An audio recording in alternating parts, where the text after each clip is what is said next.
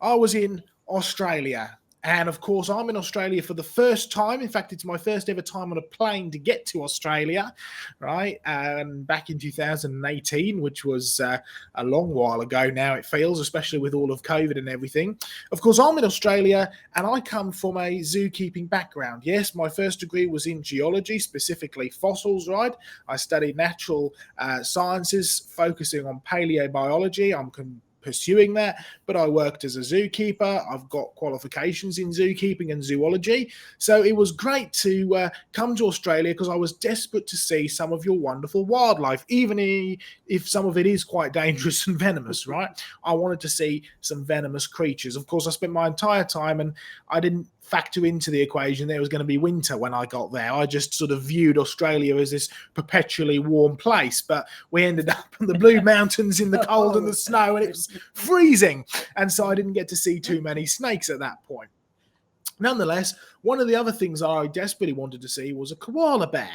And I'd travelled all around Australia and I hadn't seen a koala bear.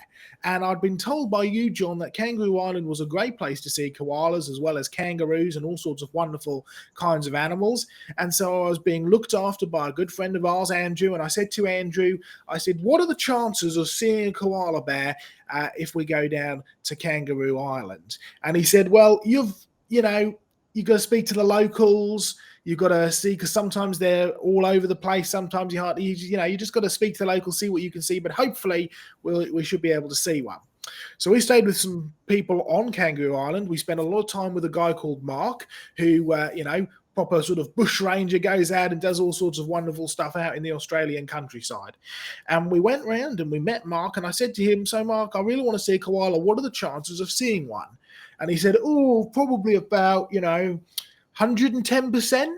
He said, tell you what, let's go out after lunch and we'll have a walk around the bush and see what we can find.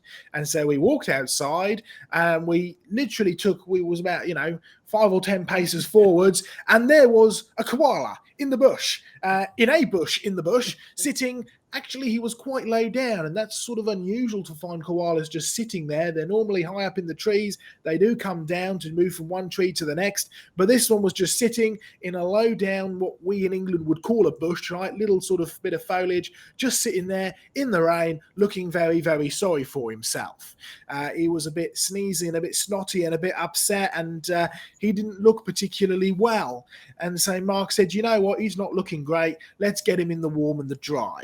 So there's Mark. He got a big blanket. He wrapped the koala up in it because koalas have these big, long, vicious claws on them, even though they're 100% vegetarian. In fact, they only eat the gum leaves, right? The eucalyptus leaves. And so Mark wrapped him up and he popped him in his truck and shut the door and said, leave him out there and he'll get nice and warm and dry. So we went off, did some research, did some digging of some fossils, great fossils we found down there. And when we came back to Mark's for tea, I looked in the truck on the way past and there was no sign of the koala. So I thought, oh, he must have, got a bit better and wandered off. So I went in and I said to Mark, oh, how's the koala doing? Have you let him go? And the koala was sitting on the sofa.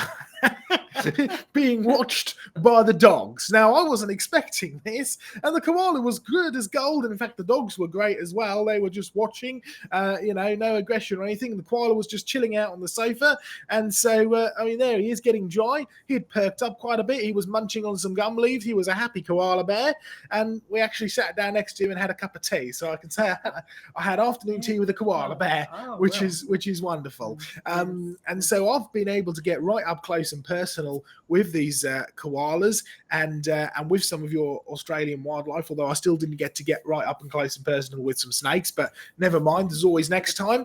But yeah, I had a great experience on Kangaroo Island because it was amazing how unfrightened and not so used to humans these animals were. I mean, he was just picked up, wandered in, sat on the sofa for a while, let back out, and off he went, right?